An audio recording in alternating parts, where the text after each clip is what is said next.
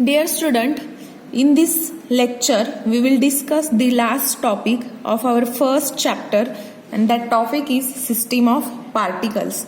So to study system of particles we will need one concept which is known as center of mass. So what is center of mass?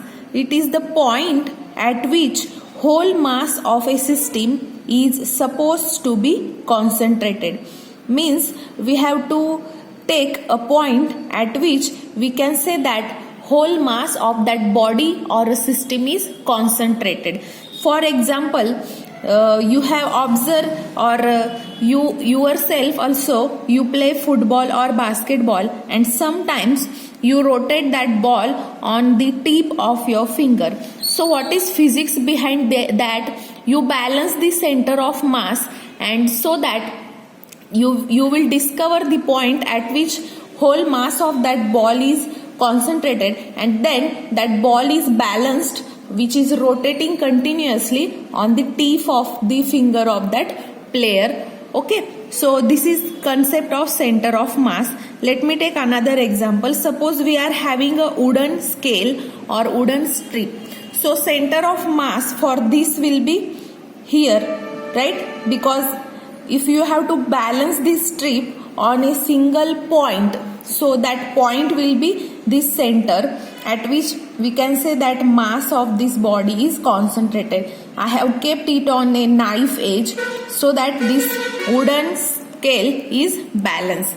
Now suppose I have added two weights on the both end of that scale. On this end I have applied 10 kg weight, and on another end I have applied 5 kg weight. So what will happen?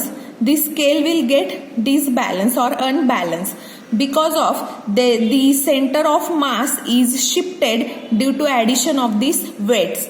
Now center of mass will shift towards the weight which is higher, right? So this is the way in which you have, now if you have to balance this scale, you have to shift this knife edge on the weight which is higher as compared to another. So this knife edge is shifted towards the 10 kg weight so that this scale get balanced. Now this is the center of mass. At this point, this point is called as center of mass. Previously this was the center of mass, but when you added unbalanced weight, the center of mass is shifted. That is, the point is shifted at which whole mass of body is considered as to be concentrated. So this is all about the center of mass. Now to discover or to give physical interpretation, we will need some derivational part regarding to this system. So we will consider this system. This is rigid body I am going to consider, that is unknown shape or rigid shape.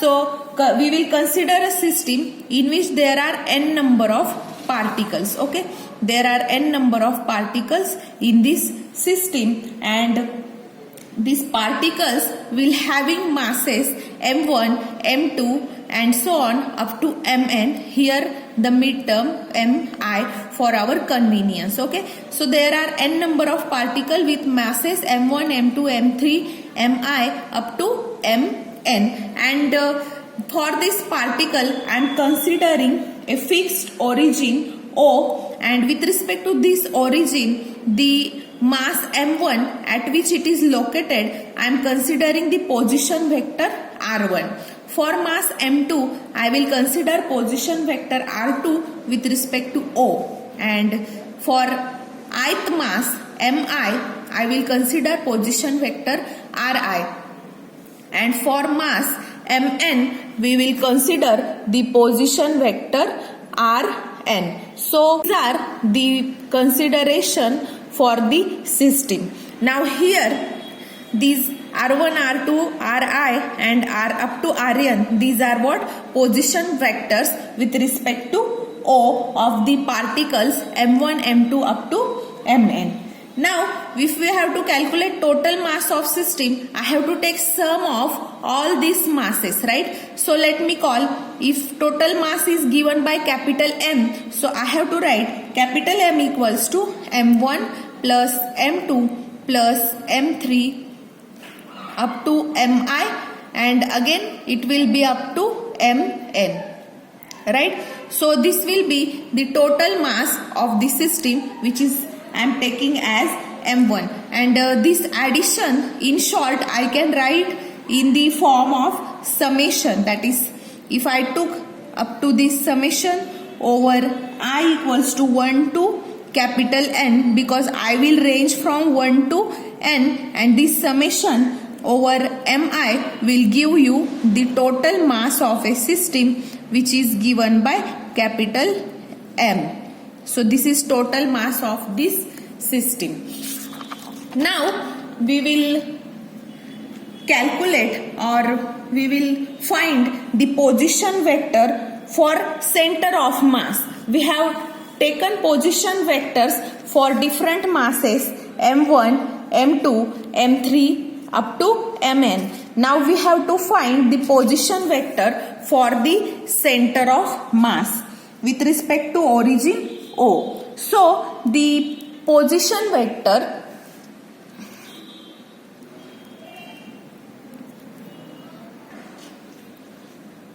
of center of mass with respect to origin O is given by capital R. I am calling this as position vector with respect to center of mass. For a center of mass which is with respect to origin O, that position vector is given by capital R, and it is defined as, it is the ratio. This position vector is a ratio of sum of product of masses and their position vector. So product of masses with their position vector up to mn rn. So this is sum of product of masses and position vector, and this is ratio of this quantity upon the total mass of system, that is m1 plus m2 up to mn. Now this I can write from equation 1 as, from equation 1 you can write this as this sum.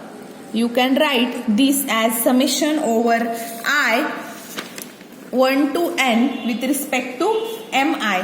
So let me call this as equation 2. So if you use here the term summation over I from 1 to n of mi, this will become, here instead of this I can write here summation over I mi, right? And this summation will range from 1 to n. Similarly, for this numerator I can write, instead of this summation I can write in short it as summation over I mi ri bar, right? So this is short notation. We use the symbol of the summation over here from mathematics. So we will get r bar is equals to summation over I mi ri bar upon summation over I mi, and this summation is nothing but capital M. So I can write r bar is equals to summation over I mi ri bar upon capital M, and this is nothing but the position vector for a center of mass with respect to origin O. Now in the system for which we have considered these masses and their respective position vector, there will be two forces acting on this system. One will be external force and another will be internal force.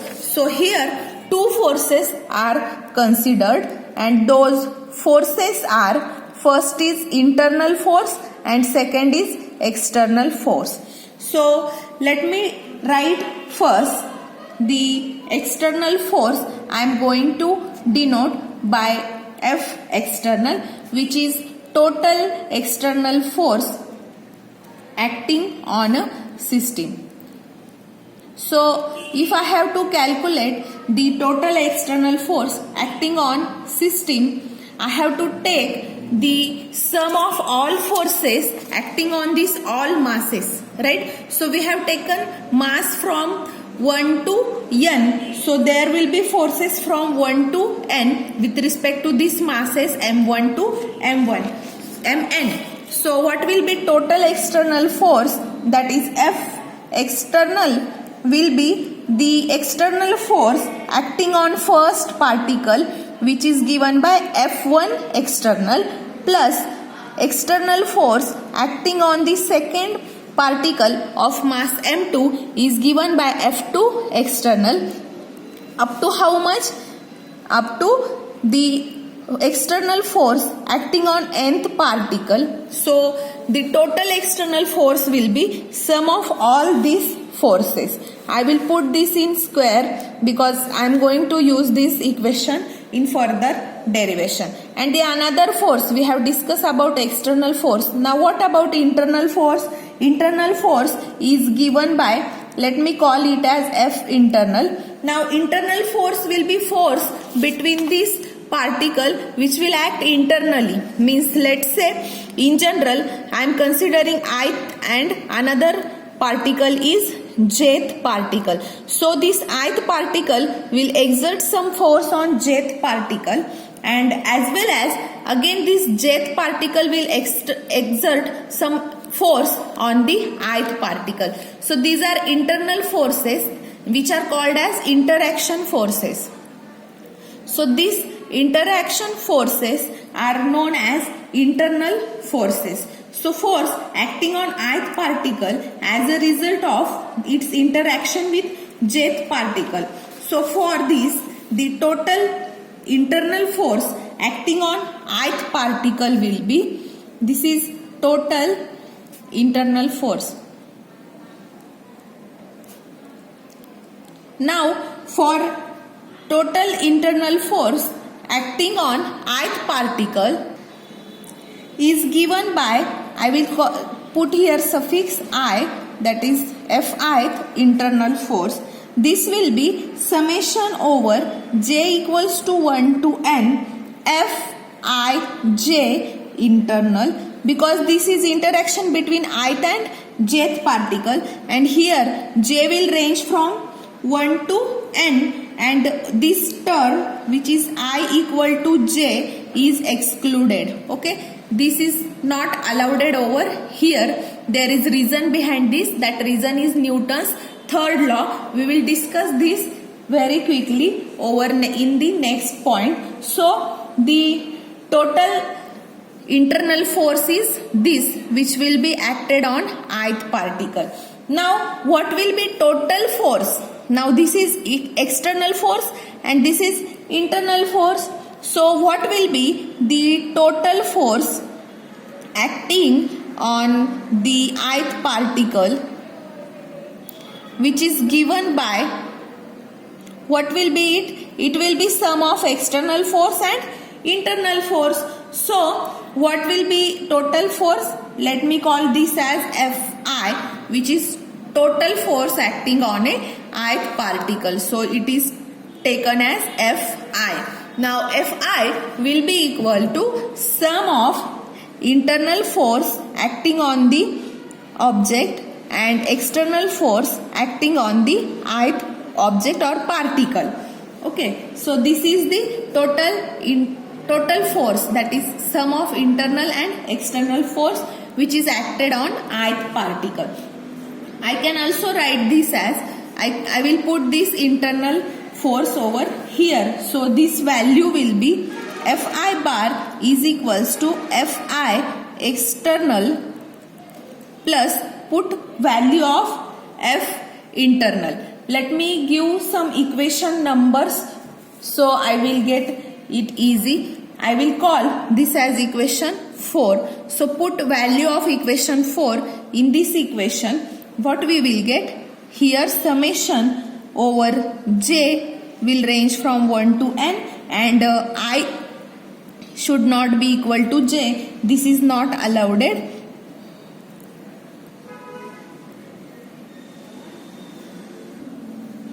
Here it will be F in Ij internal. So let me call this as equation 5, which gives total force acting on ith particle, which is sum of internal and external forces. Now we will use Newton's second law, which is in differential form. So you know two forms of Newton's second law, that is F equal to ma, and another is that the force can be, let me write here, Newton's second law in the form of differential momentum is Fi will be equals to dpi bar. This p is small, okay, and this is called as momentum, so upon dt. This is Newton's second law. I have written it for ith particle, therefore I have given suffix I. Now if I put this in equation 5, we have written equation 5, we have to put it over here. So if we put in equation 5, we will get dpi bar upon dt will be equals to Fi, that is external force, plus another is given by internal force. So this will be Fj, which will be internal.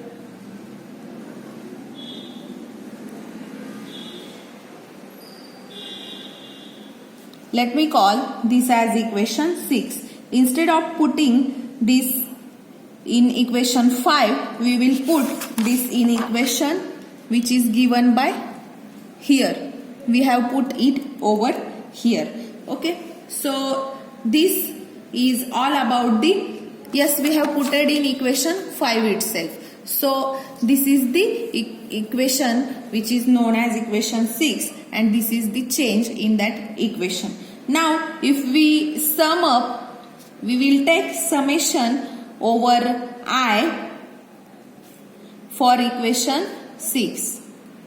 So if we take summation over I for equation 6, we will get equation of motion of system. That will give us equation of motion of system, and that will be, take summation over here on both sides. What we will get? Summation over I dpi bar upon dt will be equals to summation over I fi bar external plus, now here we will take ij. I will use here dash. I will tell you what is meaning of this internal ij.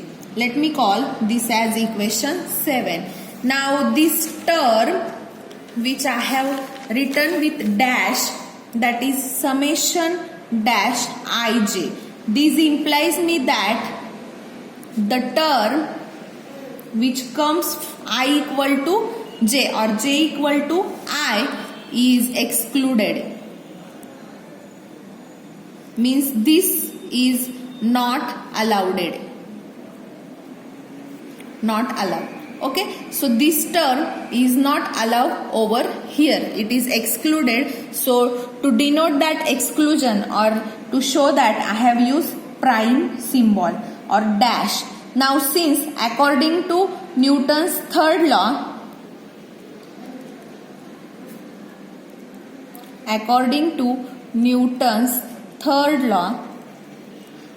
it is action and reaction, means every body will give action and reaction force. So according to this, if there is force acting on jth particle by ith particle, which is internal, then there will be a reaction force in opposite direction. So negative sign will be there by jth particle on ith particle, and this is internal forces. So according to Newton's third law, this is action and reaction forces due to particle I and j. So these are mutual interaction between two particles which are equal and opposite.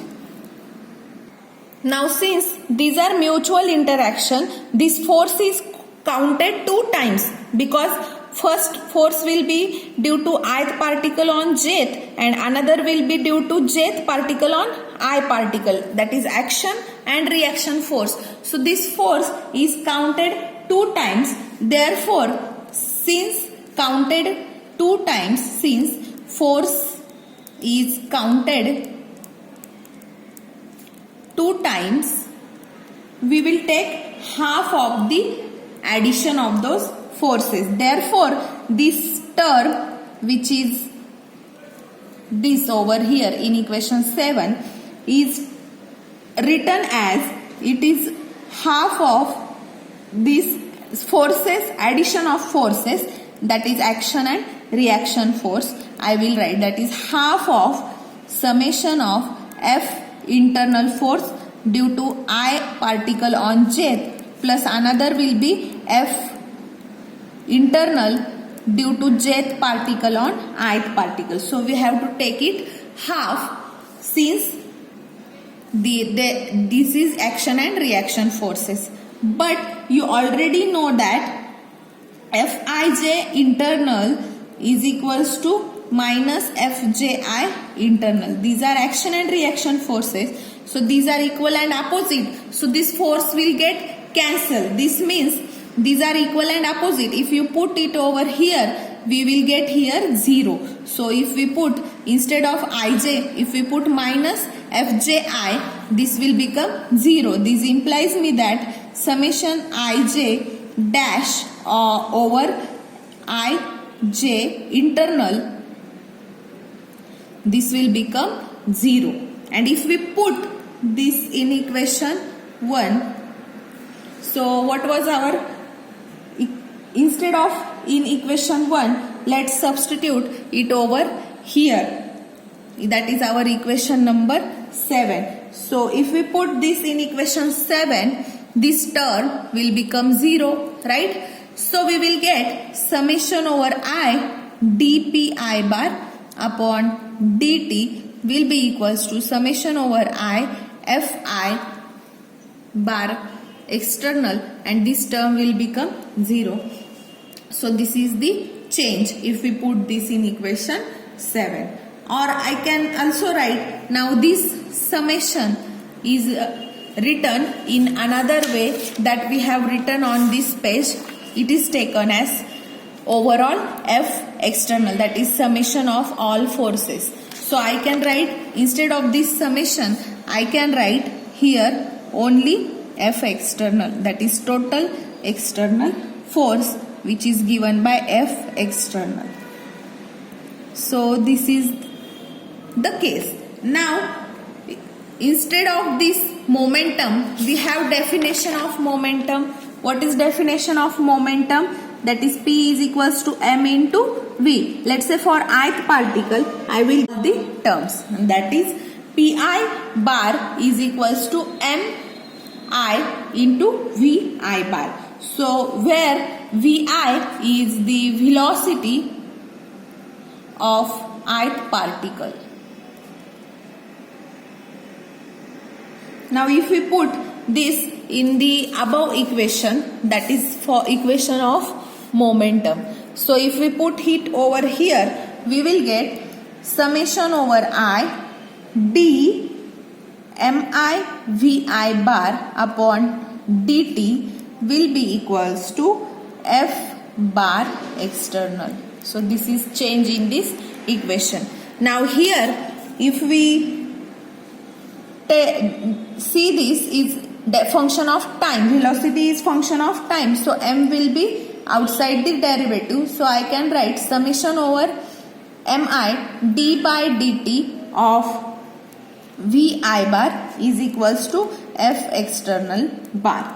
Now by definition of velocity, what is definition of velocity is rate of change of displacement, and this displacement is given by position vector r bar. So dr bar upon dt according to definition of velocity. So I can put, instead of vi, dri bar upon dt. So what we will get? We will get summation over I mi d square ri bar upon dt square equals to F bar external. Since this is also mi and summation is over I. Collectively I can write this as, inside this summation I will take this outside, d square upon dt square, and here I will write summation over I mi ri bar is equals to f external bar. Now let me call this as equation number 8. Now if we use equation 3 in equation 8, what was our equation 3? Let me show you. Equation 3 was definition of this. This is equation 3. So from this summation can be written as m into capital R bar will be equal to summation over mi ri. So instead of this summation over mi ri, you can write m into R bar. Take this m on this side, you will get m into R bar will be equal to, let me write over here. So m R bar will be summation over I mi ri bar. So instead of this you can put m into capital R bar, that is capital M into capital R bar according to equation 3. So we will get d square upon dt square of m R bar will be equals to f external bar. Now mass is constant with respect to time. So m, I will take it outside, d square R bar upon dt square is equals to f external, and let me call this as equation number 9. And m into this R, this is nothing but total momentum. This was small p and this will be total momentum, dp bar upon dt is equals to f external. So this is the equation of motion. So equation 9 and 10 shows that in case of a system of n number of particles under the action of force, due to the action of force which are external forces, the center of mass of a body move as if the total external force were acting on the entire mass of a system which is concentrated at the center of mass. So due to action of external force, the center of mass is shifted, and this is given or proved by equation number 9 and equation number 10. So equation 10 gives us the equation of motion of a system of particles. Now let's discuss about the conservation of linear momentum. So for this we will need equation of motion for a system of particle, which is given by this equation number 10, that is dp bar upon dt is equals to f external bar. So if here I am saying that this net force or net external, this is total external force or net external force